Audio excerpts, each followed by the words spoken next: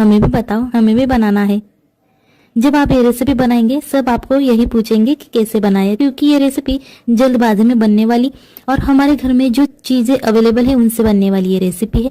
चलिए तो ज्यादा समय ना लेते हुए आज की रेसिपी शुरू करते हैं। सबसे पहले हमें यहाँ पर एक मिक्सर का जार लेना है। देन इसके बाद हमें बड़े बड़े काटे हुए 2 प्याज इसमें डाल लेने हैं और हमें आधा टोमेटो इसमें डाल लेना है। ज्यादा टोमेटो नहीं लगता है, सिर्फ आधा ही टोमेटो हमें यूज करना है और ये अच्छी तरह से हमें पीस लेना है बारीक सा। आप देख पा रहे हैं हमारी पेस्ट तैयार हो चुकी है। ज्यादा गाढ़ी भी नहीं बनानी है। वीडियो अच्छी लग रही है तो वीडियो को लाइक कर दीजिएगा। यहाँ पर मैंने 1 कप मेथी लिए है। मेथी के पत्ते हमें लेने हैं यहाँ पर। देन आधा चम्मच हल्दी हमें डालनी है। देन स्वादानुसार 1 चम्मच हमें रेड चिली पाउडर डालना है। आप अपने स्वादानुसार डाल सकते लेना है। और ये मैंने 1 चम्मच गरम मसाला लिया है। अगर आपके पास गरम मसाला ना हो तो आप चिकन मसाला भी यूज कर सकते हैं। और 1 कप हमें इसमें पानी डाल लेना है और ये अच्छी तरह से हमें मिक्स कर लेना है। आप चम्मच की मदद से भी कर सकते हैं या हाथ की मदद से भी इसे अच्छी तरह से मिक्स कर सकते हैं। सबसे पहले हमें ये अच्छी तरह से मिक्स करके लेना है। चैनल पे नए हैं तो चैनल को सब्सक्राइब कर दीजिएगा ताकि आने वाले वीडियोस की नोटिफिकेशन आपको सबसे पहले मिल जाएंगी। देन इसके बाद हमें यहाँ पर एक परात लेनी है, बड़े साइज की लेनी है। 1 कप हमें गेहूं का आटा लेना है। आप यहाँ मैदा भी यूज कर सकते हैं और गेहूं के आटे से भी ये बना सकते हैं। देन आधा चम्मच हमें ऑयल लेनी है और ये हमें कच्चा ऑयल लेना है। देन स्वादानुसार नमक डाल लेना है और ये अच्छी तरह से मिक्स कर लेना है ताकि हमने जो ऑयल डाला था वो अच्छी तरह से इस आटे को लग जाएगा।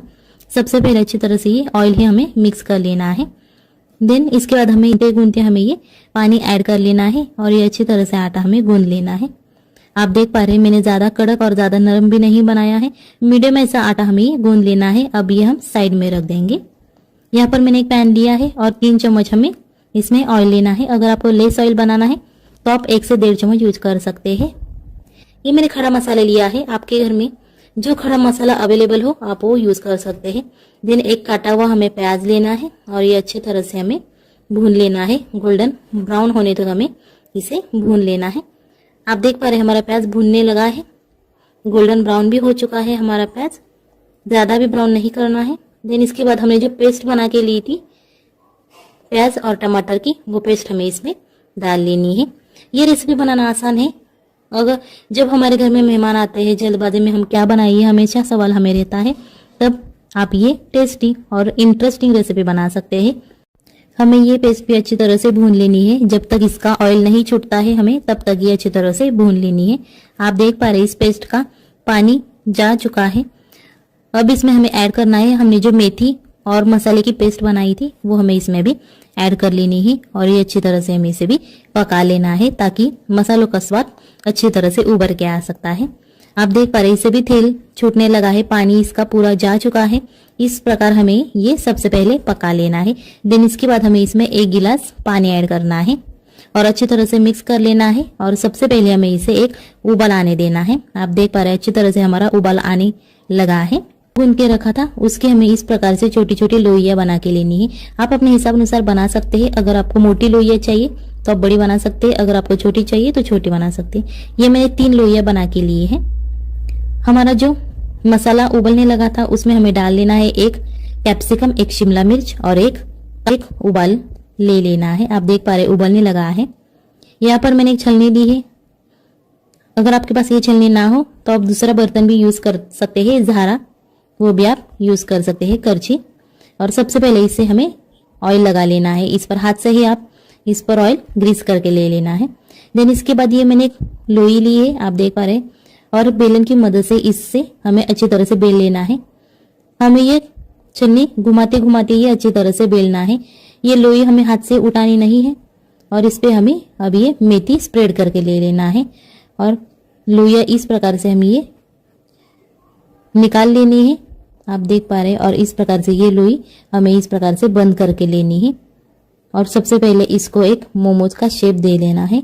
देन इसके बाद इसकी छोटी ऐसी पैटी जैसे हमें लोई बना के लेनी है। आप देख पा रहे हैं, आप हाथ से बना सकते हैं।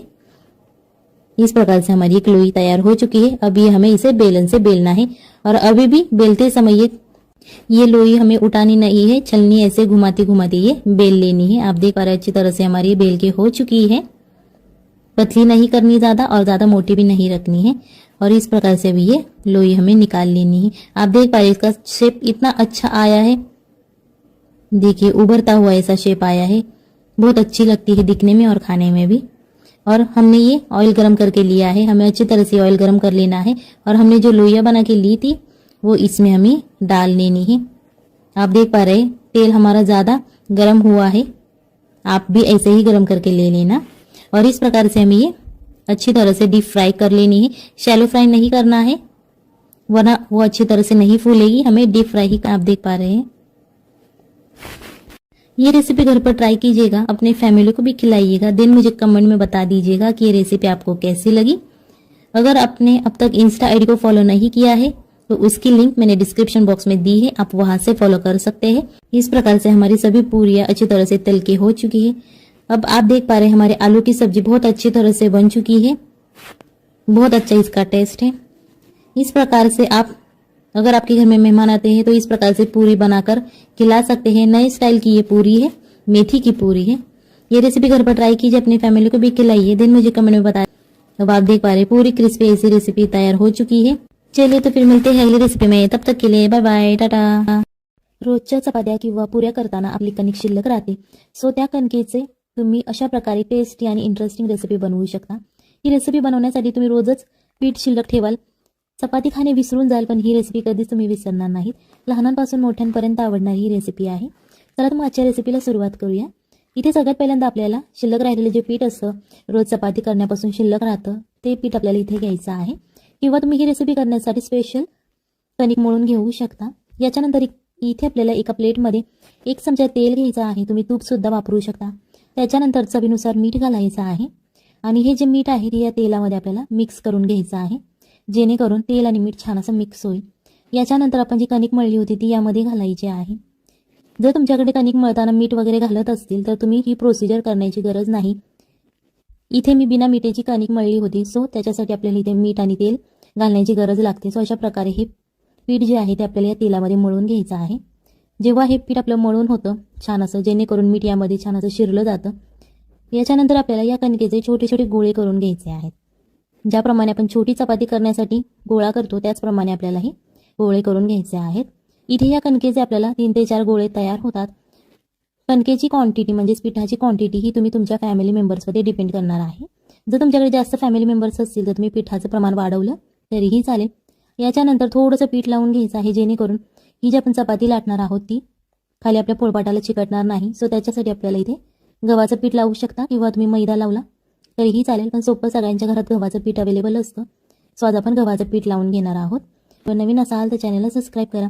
अशा प्रकारे मीडियम अशी आपण ही चपाती लाटून घेतलेली आहे। एक एक लाटून आपल्याला अशा एका प्लेटमध्ये या काढून ठेवायच्या आहेत। इथे तुम्हाला दिसत असेल बघा, या साईजच्या मी 4 चपात्या लाटून घेतलेल्या आहेत।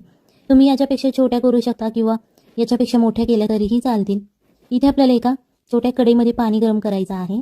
पाणी गरम झाल्यानंतरच आपल्याला या ज्या पोळ्या पण तयार केलेल्या आहेत त्या एक एक करून पाण्यामध्ये सोडून घ्यायच्या आहेत। इथे लक्ष ठेवा, गार पाण्यामध्ये या पोळ्या तुम्हाला सोडायच्या नाहीत, त्या नाही तर त्या चिकटल्या जातील एकमेकांना। सो याच्यासाठी पाणी गरम करून घ्यायचं आहे। जेव्हा पाणी उकळायला लागतं तेव्हाच या पोळ्या आपल्याला या पाण्यामध्ये सोडून घ्यायच्या आहेत। याच्यानंतर 1 चमचा यामध्ये तेल घालायचं आहे, जेणेकरून त्या पोळ्या एकमेकांना चिकटणार नाहीत। आता तुम्हाला दिसत असेल बघा 3 ते 4 मिनिटे झालेली आहेत, पोळ्या शिजायला सुरुवात झालेली आहे। जेव्हा आपल्या पोळ्या छान अशा शिजतात तेव्हा त्या अशा प्रकारे पाण्यावरती तरंगतात। जेव्हा त्या कच्च्या असतात त्या पाण्याच्या तरीही चालेल, काहीच प्रॉब्लेम नाही। त्याच्यानंतर पाणी काढून घ्यायचं आहे आणि अशा प्रकारे पोळी ही कोरडी करून घ्यायची आहे। तुम्ही हे फॅन खाली सुद्धा ठेवू शकता थंड होण्यासाठी। अशा प्रकारे या पोळ्या आपल्याला सगळ्यात पहिल्यांदा थंड करून घ्यायच्या आहेत। याच्यानंतर इथे एक पॅन घ्यायचा आहे आणि या पॅनमध्ये 1 चमचा तेल घालायचं आहे। तुम्ही तूप किंवा बटर घातलं तरीही चालेल। अर्धा चमचा जिरे घालायचे, जिरे छान असे तडतडून द्यायचे तेलामध्ये, जेणेकरून त्याचा स्वाद खूप छान येतो। अर्धा चमचा मोहरी घालायची। आता हे जिरे आणि मोहरी तेलामध्ये तडतडून द्यायची, मोहरी छान अशी फुटून द्यायची, जेणेकरून त्याची जी चव आहे ती या तेलामध्ये उतरली जाईल। याच्यानंतर 3 ते 4 लसणाच्या पाकळ्या घ्यायच्या आहेत आणि त्याचे अशा प्रकारे बारीक काप करून घ्यायचे। तुम्ही ठेचून घेतला तरीही चालेल, जेणेकरून त्याची चव खूप छान लागते। सो आता हे थोडंसं गोल्डन ब्राऊन होईपर्यंत आपल्याला फ्राय करायचं आहे। जास्त वेळ लागत नाही, मिडियम आचेवरती तुम्ही फ्राय करू शकता। याच्यानंतर एक कांदा घ्यायचा आहे, उभट असा चिरलेला। ज्याप्रमाणे आपण भजी करण्यासाठी कांदा चिरतो त्याचप्रमाणे हा कांदा चिरून घ्यायचा आहे। आणि या तेलामध्ये आपल्याला हा फ्राय करायचा आहे. व्हिडिओ आवडला असेल तर व्हिडिओला लाईक करा आणि जर व्हिडिओ आवडला नसेल तर तुम्ही व्हिडिओला डिसलाईक सुद्धा करू शकता आणि कमेंटमध्ये लिहू शकता. याच्यानंतर 1 कप आपल्याला कापलेला कोबी घालायचा आहे. त्याच्यानंतर 1 टोमॅटो बारीक असा चिरलेला घ्यायचा आहे. 1 शिमला मिरची घ्यायची आहे अख्खी आणि ती सुद्धा बारीक अशी चिरून घ्यायची आहे. तुम्ही जाडसर चिरली तरीही चालेल, काहीच प्रॉब्लेम नाही आहे. आपली लहान मुले भाजी अजिबात खात नाहीत, सो तुम्ही अशा प्रकारे त्यांना भाजी खाऊ घालू शकता. ही रेसिपी तुम्ही त्यांच्या टिफिनला सुद्धा देऊ शकाल, लंच आणि डिनरमध्ये खाऊ शकता. चवीनुसार मीठ घालायचं जेणेकरून भाज्यांना थोडंसं पाणी सुटलं जाईल आणि अशा प्रकारे ते फ्राय करून घ्यायचं आहे. याच्यावरती झाकण ठेवू नका, नाहीतर तुमच्या भाजींचा कलर बदलला जाईल. सो त्याच्यासाठी अशा प्रकारे तुम्ही उघड्या भाज्या फ्राय करून घ्यायच्या आहेत. थोडासा कच्चापणा भाज्यांचा निघून गेल्यानंतर 1 चमचा रेड चिली सॉस घालायचा आहे. 1 चमचा ग्रीन चिली सॉस घालायचा. जर तुमच्याकडे ग्रीन चिली सॉस नसेल तुम्ही हिरव्या मिरच्या बारीक करून घातल्या तरीही चालतील. 1 चमचा शेजवान चटणी आणि 1 चमचा आपल्याला सोया सॉस घालायचा आहे. सोया सॉस घालून झाल्यानंतर हे थोडेसे मसाले शिजून द्यायचे जेणेकरून त्याची चव खूप छान लागते. अर्धा ते 1 मिनिटानंतर आपल्याला हे फ्राय करायचं आहे, म्हणजेच मिक्स करायचं आहे. आपण जे मसाले घातलेले आहे ते छान असे फ्राय होतील आणि आपल्या सगळ्या भाज्यांना लागले जातील. सो अशा प्रकारे हे आपल्याला मिक्स करून घ्यायचं आहे. आता इथे ज्या भांड्यावरती ठेवू शकता तुम्ही, ताटावरती सुद्धा ठेवू शकता किंवा चॉपिंग बोर्डवरती ठेवलं तरीही चालेल.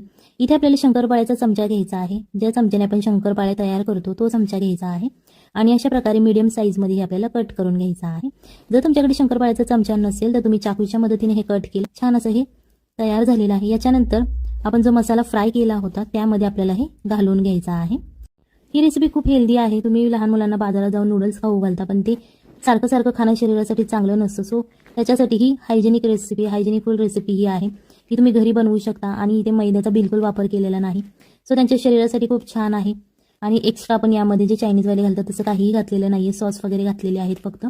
सो ही रेसिपी मुलांसाठी खूप छान आहे, त्यांच्या टिफिनला सुद्धा देऊ शकता. एक नवीन आणि इंटरेस्टिंग असा हा पदार्थ आहे. सो रेसिपी नक्की घरी ट्राय करा, आपल्या फॅमिलीला खाऊ घाला आणि मग मला कमेंटमध्ये सांगा कशी झाली होती. हे आपल्याला 1 ते 2 मिनिटासाठी फ्राय करून घ्यायचं आहे. तुम्ही हाय फ्लेमवरती सुद्धा फ्राय करू शकता किंवा मीडियम फ्लेमवरती फ्राय केलं तरीही चालेल. दिसायलाही खूप छान दिसत हे नूडल्स आणि चवीलाही खूप छान लागतात. लहान मुलांना इंटरेस्टिंग रेसिपी खाण्यात खूप इंटरेस्ट असतो.